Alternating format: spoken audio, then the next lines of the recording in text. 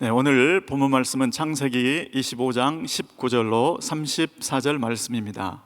오늘 말씀에 보면 이삭과 리브가가 20여 년 만에 기도로 얻은 쌍둥이 에서와 야곱의 그 출생과 성장, 그리고 그 가운데 팥죽 사건을 소개하고 있습니다.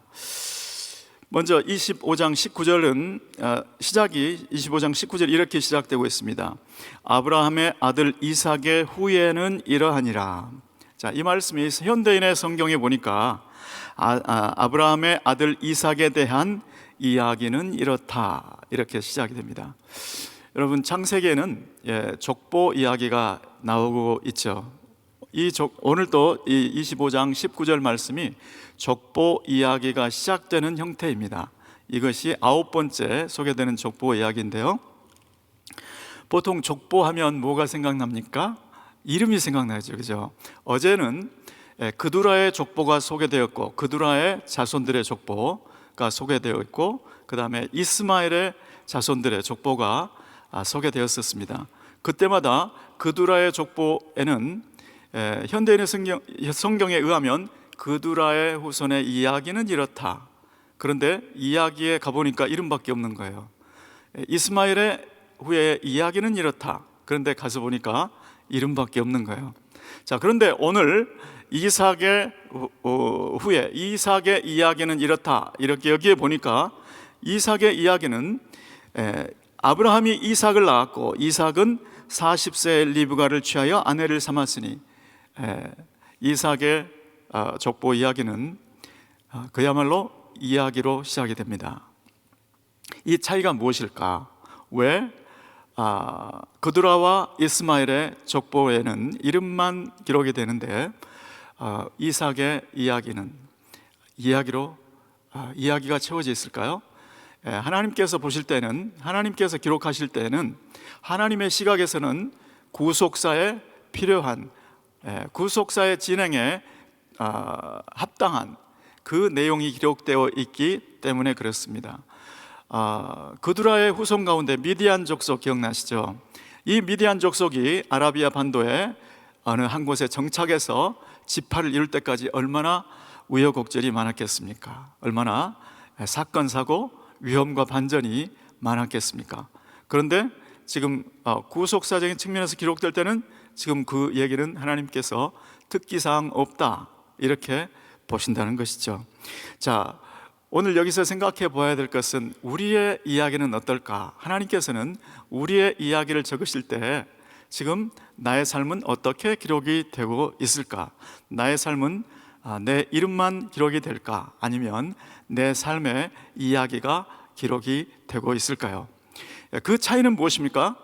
우리가 하나님 사랑으로, 이웃 사랑으로 가득하고 하나님의 나라와 그 의를 위해서 선교와 전도에 포커스된 삶을 살고 있다면, 오늘 이삭과 리브가의 경우에 그 자녀들의 출생과 성장에 대한 이야기, 그리고 출생에 관련된 문제 해결의 기도 제목까지도, 기도 응답까지도 기록되었듯이, 만일에 우리가 그 라인에 있다면 우리 자녀들의 출생과 성장, 그리고 우리들의 기도 제목까지도 하나님께서 기념하게 되실 줄로 믿습니다.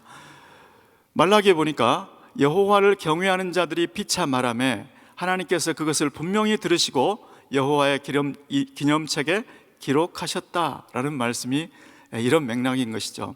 저는 그런 의미에서 우리 선교사님들, 정말 복음의 불모지, 영적인 황무지에서 그 어려운 우여곡절 가운데 그곳에 정착하시고 그곳 현지인들과 친구가 되는 것, 그것만으로도, 그것도 주님께서 세세하게 기록하실 것이라고 믿습니다. 그렇게 행한 대로 주님께서 기억하시고 상 주시는 분임을 믿습니다. 저와 여러분의 삶도 그렇게 주님께서 모든 것을 기록할 수 있는 그러한 삶이 되시기를 예수 이름으로 축복합니다. 자, 결혼 후에 자녀가 없어서 이삭이 리브가를 위해서 기도를 합니다. 자, 이삭이 여호와께 간구하매 여호와께서 그 간구를 들으셨으므로 리브가가 잉태했다고 기록되어 있습니다. 그런데 여러분, 이삭은 몇 년을 기도했을까요? 예, 그렇죠. 40에 결혼해서 60에 자녀를 낳았으니까 근 20여 년을 기도한 것입니다. 그런데 우리는 20여 년 만에 기도 응답이 되었다는 것을 알고 그것이 기록되어 있기 때문에 그래 응답되었구나 이렇게 느끼는 것이지, 만일에 우리가 그 입장이 되어서 지금 기도를 시작한 지 15년 정도 됐다고 한번 생각해 보시기 바랍니다. 이 기도가 응답될 기도라고 느껴질까요? 아니면 이거는 기도로 될 일은 아닌 것 같고 첩을 얻어야겠다 이렇게 느껴질까요? 입장을 바꿔놓고 생각하면 정말 이거 쉬운 문제는 아니었을 거예요. 그런데 지금 이삭은 20여 년을 응답될 때까지 20여 년을 기도하는 그러한 수준에 있었다는 것이죠.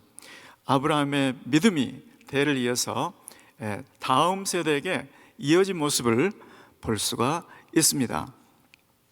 저와 여러분은 20년 아니라 30년이라도 주님께서 응답하실 때까지, 또 아니면 주님께서 그건 아니라고 분명히 거절하실 때까지 기도하는 저와 여러분 되시기를 예수 이름으로 축복합니다. 자, 한편 리브가의 기도는 어떻습니까? 결혼해서 20여 년 만에 잉태되어서 기쁜데, 그리고 5개월쯤 지나니까 태동이 느껴져서 기쁜데, 그런데 6개월, 7개월째는 어떻습니까? 이제 태동이 활발할 때죠. 자, 그런데 6, 7개월에 가서 태동이 활발할 그 시기에 이게 태동이 활발한 정도가 아니고 지금 뭔가 속에서 뭔가 일이 일어난 거예요. 이거는 보통 활발한 태동이 아니고 이거는 분명히 두 아이가 있고 서로 싸우는 것을 느낀 거예요. 그때 리브가의 반응은 무엇입니까? 22절에 보니까 이 같으면 내가 어찌할꼬 하고 가서 여호와께 묻는 모습을 볼 수 있습니다. 자, 아브라함과 사라가 가졌던 모습하고 자녀가 태어나지 않을 때 이삭과 리브가가 대처하는 방법이 분명히 달라진 것을 볼 수 있죠. 이것은 바로 아브라함의 신앙이 이삭과 리브가에게 전수된 것인 줄 믿습니다. 리브가가 그렇게 물었기 때문에 하나님의 응답을 들을 수가 있었습니다. 내 뱃속에 지금 있는 일은 두 아들의 문제가 아니다. 이거는 두 국민의 문제다. 두 국민, 서로 나누일 두 국민의 이야기이다. 이렇게 말씀을 해 주십니다.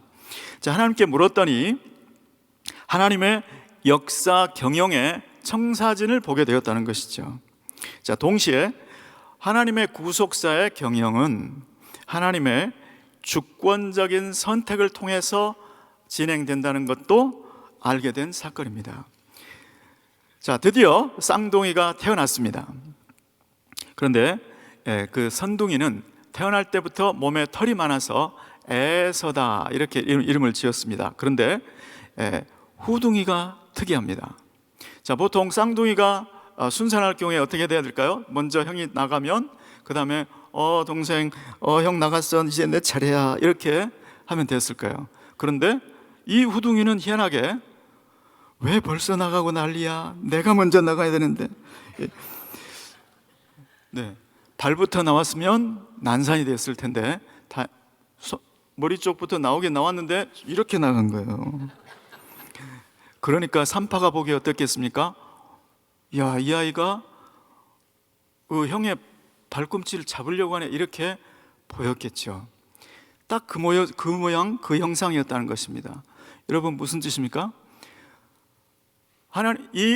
오늘 본문에는 하나님의 주권적인 선택도 나오고 사람의 주관적인 선택도 나오죠. 자, 그런데 이 사건을 보니까 아직 눈도 뜨지 않았을 때잖아요. 그런데 얘가 뭘 안다고 이렇게 내가 먼저 나가야 되는데 왜 먼저 나가고 난리 이렇게 이야기를 했을까요? 하나님의 주권적인 선택을 받은 사람은 아직 인지 능력이 완전하지 않을 그때조차도 사모하는 것이 있다는 것이죠. 자기도 모르면서도 그 의미를 모르면서도 그러한 사모함이 있다는 것입니다. 자, 이 사건은 마치 곧 이어서 펼쳐질 에서와 야곱의 팥죽 사건, 장자권을 사고 파는 이 팥죽 사건이 있을 거라는 것을 미리 말하는 복선과도 같아 보입니다. 자, 그런데 이 부분에서 갑자기 이삭의 가족사를 소재로 한 하나님의 구속 드라마가 20여 년을 쑥 지나칩니다. 그로부터 20여 년 후,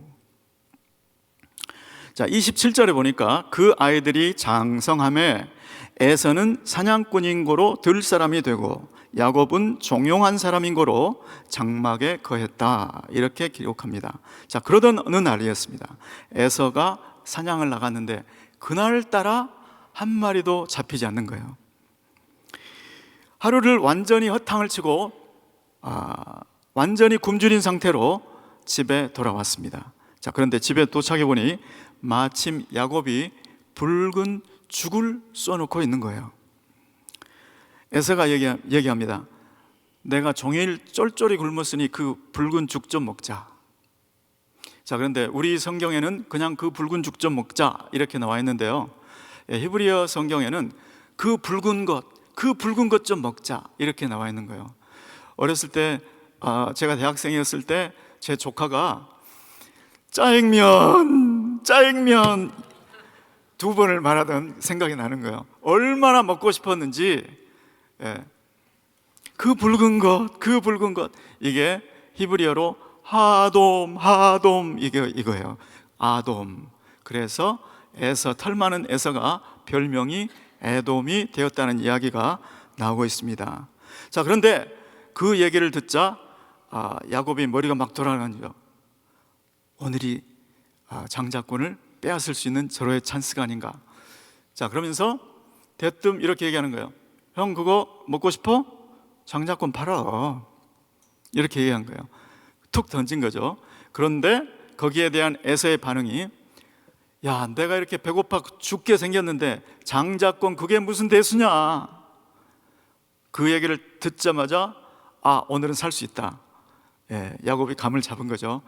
그렇게 두리뭉실 이야기하지 말고 맹세 이렇게 치고 들어가는 거죠. 그러니까 에서가 맹세하고 판지라 이렇게 나와 있는 것입니다. 자, 그런데 이어서 보면 에서가 먹고 마시고 일어나서 갔더라 이렇게 기록되어 있는 거예요.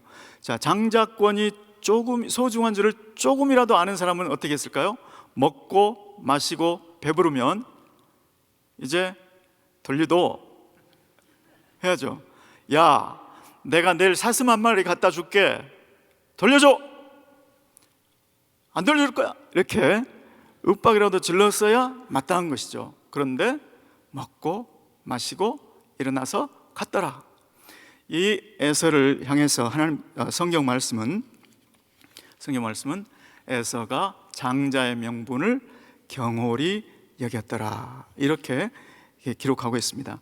하찮게 여겼다, 장자권을 멸시했다 이렇게 기록하고 있는 거예요.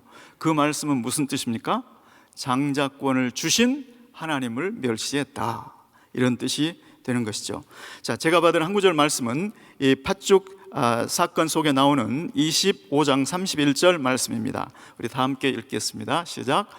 야곱이 가로되 형의 장자의 명분을 오늘날 내게 팔라. 저는 이 구절을 중심으로 영적 갈망이라는 제목으로 은혜를 나누고자 합니다.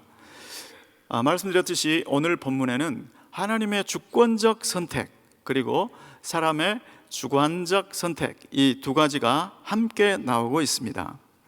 자, 하나님은 형 에서가 동생 야곱을 섬기게 하겠다, 섬길 것이다, 이 말은 하나님께서 먼 훗날 타임머신을 돌려서 그렇게 된 것을 관찰하는 쪽으로 기록된 게 아닙니다. 내가 형 에서가 동생 야곱을 섬기도록 역사를 운행하겠다, 이렇게 분명히 말씀하고 계신 것이죠. 자, 그런데 이것이 왜 주권적인 선택입니까? 이 선택의 대상자인 에서나 또 야곱이 이 선택에 영향을 줄 만한 아무것도 아직 행하지 않은 상태에서 하셨으니까. 그래서 주권적인 선택인 것이죠. 자, 그런데 하나님의 그 주권적인 선택이 사람의 주관적인 선택에 영향을 줄까요? 네, 물론입니다. 오늘 그 이야기가 바로 팥죽 사건에서 나오고 있는 것이죠. 자, 에서가 느끼기에는 곧 금방이라도 죽을 것 같은 거예요. 너무 배가 고파서. 자, 그래서 장자권을 주고 팥죽 한 그릇을 산 거죠. 이것은 에서가 보기에 너무나 합당한 주관적인 선택이었던 거예요. 이거 이렇게 선택해야 지금 내가 사는 길이야 하고 선택을 합니다. 자, 야곱은 장자권을 차지할 수 있는 기회를 놓칠세라 굶주린 형의 그 처지를 이용해서 팥죽 한 그릇을 주고 장자권을 차지하는 선택을 합니다. 여러분, 그런데 이 선택의 이면에는 가치라는 것이 있다는 것이죠. 가치. 무엇이 가치 있는 것인가? 그리고 이것이 저것보다 더 나한테 가치 있는 것인가? 이 가치관이 자리 잡고 있다는 것입니다. 이 가치관에 따라서 선택이 일어나는 것이죠. 자, 그런데 구속사의 주 무대에서 활약하게 될 그 인물로 선택받은 야곱에게는 장자권보다 더 큰 가치가 안 보이는 거예요. 또 그 선택을 받지 못한 에서에게는 장자권이 아무것도 아니고 지금 나에게는 팥죽 한 그릇이 전부인 거예요. 그래서 장자권을 주고 팥죽 한 그릇을 선택하는 이러한 어리석은 결정을 하게 되는 것이죠. 이 가치관이 어디서 나오는 걸까요? 이 가치관이 어디서, 왜 그렇게 장자권이 소중하게 보이는 걸까요? 이것이 바로 하나님께서 주권적인 선택을 하셨을 때 일어나는 현상이라는 것이죠. 자, 영적인 것들에 대한 가치를 알게 될 때 영적인 것들에 대한 갈망이 생기는 것입니다. 자, 그래서 오늘 저와 여러분은 내 안에 정말 영적인 것들에 대한 갈망이 있는가, 이것을 한번 살펴보기를 원합니다. 새벽 예배를 드리시는 여러분들은 영적인 것들에 대해서 멸시하는 일은 없으실 거예요. 자, 그런데 정말 우리가 짚어봐야 될 것은 내가 영적인 갈망이 있는가, 아니면 습관적인 만족에 그치고 있지는 않는가, 이것을 돌아보면 좋을 것 같습니다.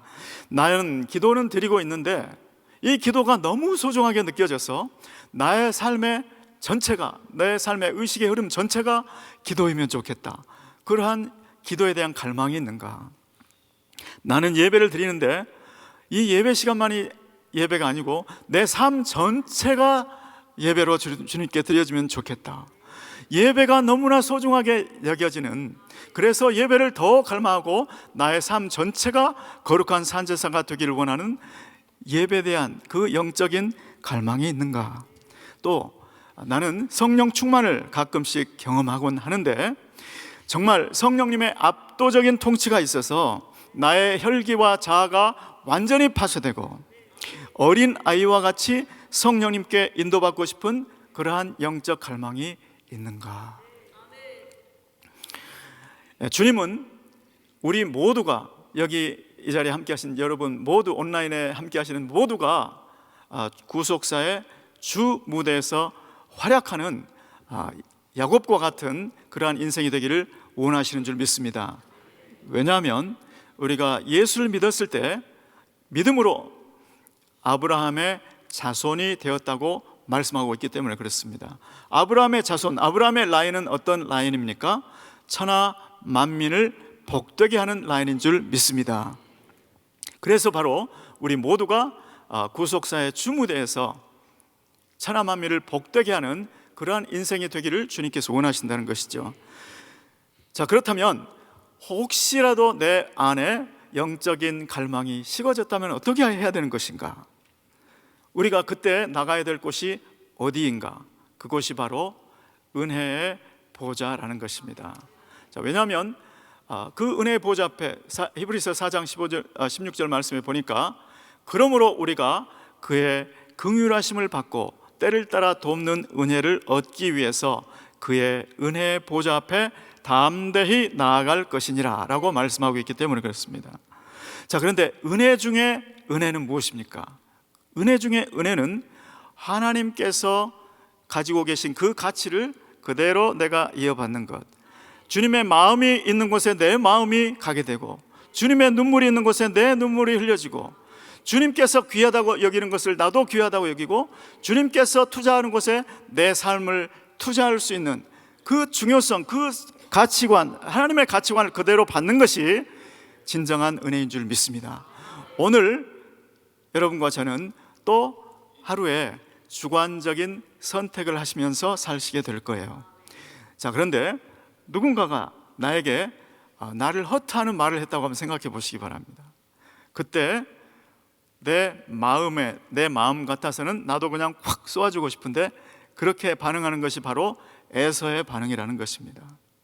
하나님의 말씀을 생각하고 내가 선한 말, 덕스러운 말, 은혜를 끼치는 말, 칭찬하고 축복하는 말, 그 말이 너무나 중요하게 여겨져서 그것을 웃음으로 넘겨버리고 축복하는 그러한 선택을 하는 저와 여러분 되시기를 예수님으로 축복합니다. 그러한 선택들이 모여서 뭐가 되죠? 우리 삶의 이야기가 되는 것입니다. 그러한 선택들이 모인 그 이야기를 주님께서는 그분의 기념책에 적기를 원하시는 것입니다. 오늘 그리고 우리의 일생은 주님께서 기뻐하시는 것들만 선택해서 주님의 기념책에 알알이 적혀지는 그러한 복된 인생이 되시기를 예수님으로 축원합니다. 기도하겠습니다. 고마우신 주님 은혜를 감사합니다. 우리를 택하시고 우리를 또 주님의 구속사의 주무대에서 정말 이삭과 같이 야곱과 같이 쓰임받기를 원하시는 주님, 오늘 주님의 은혜의 보좌 앞에 나가서 정말 주님께서 가지고 계신 그 가치관을 이어받고 아버지 하나님 오늘 그리고 일생토록 주님께서 기뻐하시는 것들을 선택하는 복된 삶이 되게 도와 주옵소서. 예수 그리스도의 이름으로 기도드리옵나이다. 아멘.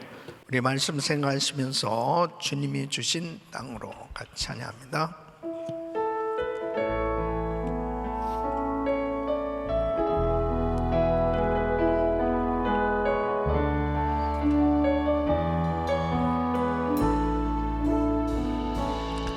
주님이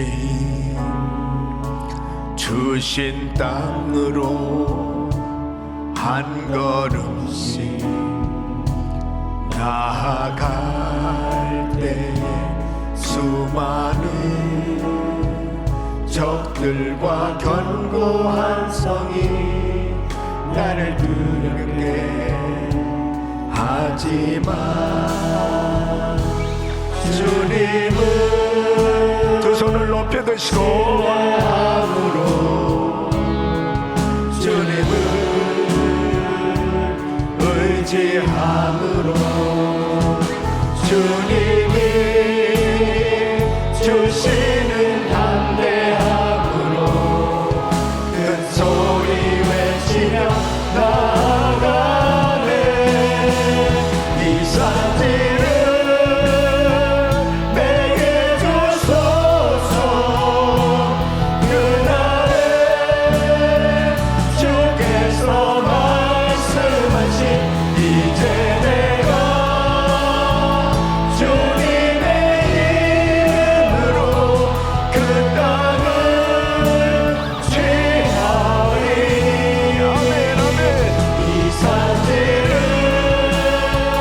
내게 주소서. 그날에 주께서 말씀하신 이제 내가 주님의 이름으로 그 땅을 취하리니. 아멘, 아멘. 내가 무엇에 관심을 가지고 사느냐는 너무나 중요한 것입니다. 나의 관심, 내가 생각하는 것을 반드시 말로 표현하게 돼 있어요. 지금 이 야곱과 에서는 어머니 한 배에서 태어난 쌍둥이지만 관심이 달랐어요. 이 에서는 영적인 부분에 관심을 가지고 살았는데 이 야곱은 영적인 관심을 가지고 살았 반면에 이 에서는 이 육신적인 부분에 대한 관심으로 가득 차 있었습니다. 그렇기 때문에 이 장자권이라고 하는 그 영적인 기업, 영적인 유업에 대한 이 관심이 없었습니다. 그 관심이 없었던 것이 그냥 그대로 표현되어지는 것입니다. 아, 내가 지금 배가 고파 죽겠는데 무슨 장자의 명분이 내게 유익이 있냐? 근데 이 야곱은 자기 생각이 어떻게 하면 이 장자권에 대한 그 갈망, 이 영적인 그 은혜에 대한 갈망, 그 갈망이 그대로 표현되지 않습니까? 형, 그 장자권, 그 장자의 명분 내게 팔라. 그렇게 갈망하는 그 야곱에게 하나님께서 은혜를 주신 것입니다. 여러분, 우리 자녀들이 하나님의 복을 귀하게 여길 줄 알도록 가르쳐야 돼요. 우리 다음 세대가 일어나기 위해서는 이 하나님의 이 기업, 하나님의 이 영적인 유산, 이런 것들이 얼마나 소중한 것인가를 깨닫게 해줘야 되는 것입니다. 그러기 위해서는 우리 성도님들이 이 영적인 갈망이 있어야 되는 거예요.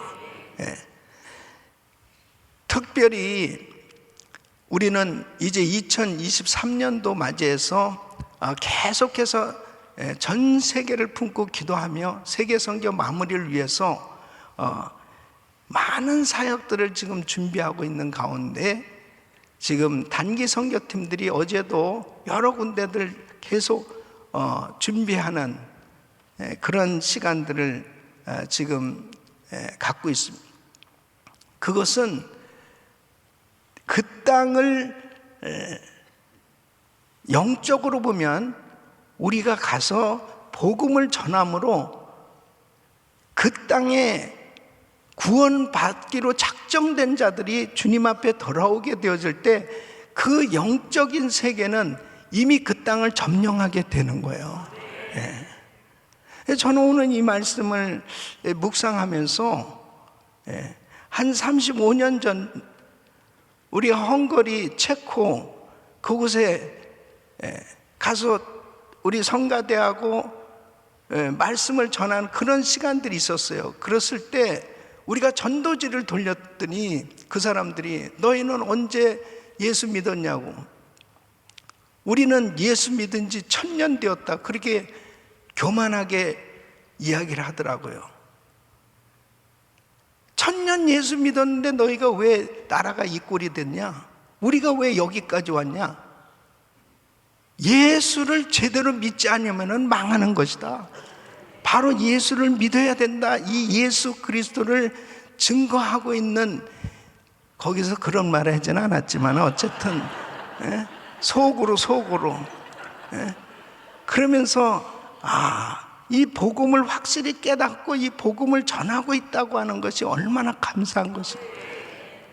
전통만 자랑하는, 그냥 경건의 모양은 있으나 경건의 능력을 부인하는 이런 신앙생활이 되어서는 안 되고, 당장의 나의 신앙생활에 복음이 증거되어질 수 있는 이 분명한 능력이 나타나는 신앙생활이 되어야 되는 것입니다. 그러기 위해서는 영적인 갈망이 있어야 되는 거예요. 우리가 이 미국에 살고 있으면서도 바로 우리들이 영적으로 하나님의 자녀로서 이 땅을 이 복음화하고 청교도 신앙이 회복되어지기를 기도하는 것은 바로 우리가 주인인 것입니다. 이 영적인 세계는요, 하나님의 약속을 믿는 사람이 그 땅을 차지하게 돼 있는 것입니다. 그러니까 결국 야곱이 차지하게 된 거예요.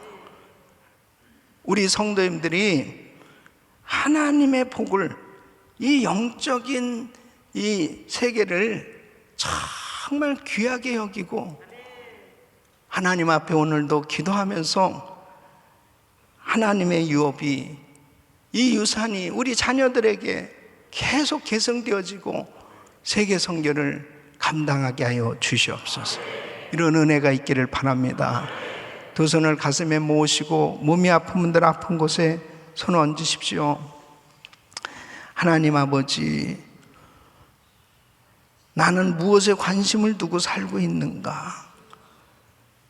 정말 영적인 하나님의 기업의 소중함을 깨닫고 있는가? 하나님의 복을 귀하게 여길 줄 알고 있는가? 다시 한번 신앙생활의 현주소를 파악하고 더욱더 영적인 갈망을 가지기를 원하오니 주여 은혜를 부어 주시옵소서. 주여 역사하여 주옵소서. 주여 이 미국의 영적 대부흥이 일어나기를 갈망하오니 하나님 우리의 회개 기도를 받으시고 이 땅을 고쳐 주옵소서.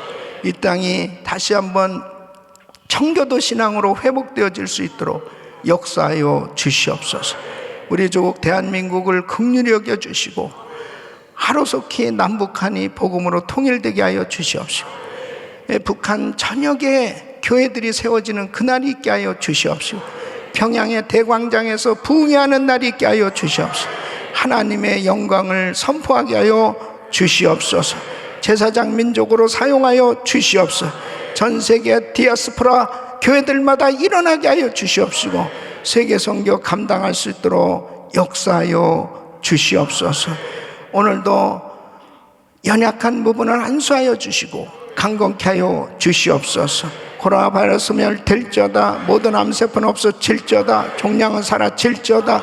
이 시간도 병상에서 수술을 받고 치유받고 있는 성도들 만져주시고 깨끗게 하여 주시옵소서. 우리 선교사님들 치유하여 주시옵소서. 주께서 은혜를 베풀어 주셔서 오늘도 믿음으로 기도할 때 성령 충만한 은혜가 있게 하여 주시옵소서.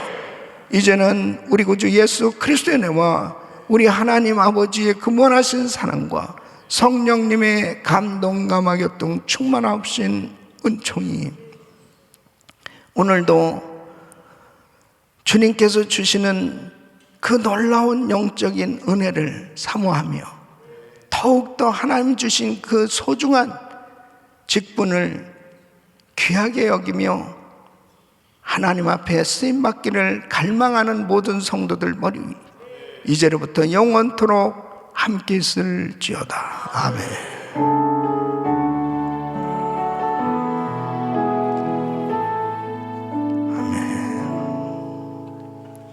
이제 기도하실 자리 잡으시고 오늘 저를 위해서 기도해 줄 것은 GM6 개강 부흥회가 있습니다. 또 총회 장로 교육을 하는 시간이 있습니다. 귀한 사역 감당할 수 있도록 기도해 주시고 또 전 세계 나가 사역하고 있는 우리 선교사님들 위해서 간절히 기도하시고 또 단기 선교팀들 위해서 기도해 주시길 바랍니다. 우리 주여 부르짖고 기도합니다. 주여 주여 주여 걸어가지고 좀